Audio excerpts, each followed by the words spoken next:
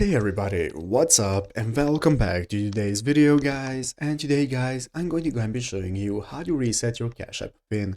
This is a very simple thing to do, so make sure to watch this quick and easy video till the very end and follow my steps correctly so you can make sure that this works the same for you and you can do this yourself.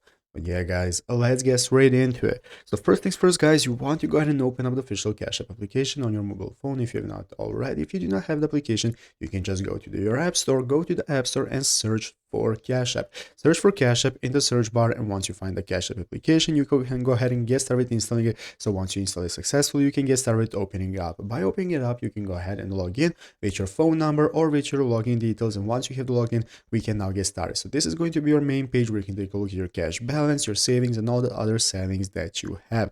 And basically, this is your home page. Now, if you want to go ahead and reset your PIN, this is what we have to do. Here in the upper right corner, you have your profile icon. So this is what you want to do. Click on your profile picture in the upper right corner. This is going to open up a new menu with your profile and all the settings you can access. So in those settings, what we can do guys is scroll down. We are looking for the option that says privacy and security. You want to scroll down in your settings until you find the option that says privacy and security. This is what you want to open up. So open up your security option. From there guys, you can get started changing anything you need, such as your password, your PIN, and so on. Basically, there is going to be an option that says to change your PIN. You want to open up the change PIN option, and once you open it up, it's going to enable you to select your new PIN that you want to use. And once you have selected a new PIN, you can just save it and it's going to be applied to your account. Basically, that's how to do it. So I hope this video was helpful. If it was, make sure to leave a like, subscribe to the channel. So thanks for watching.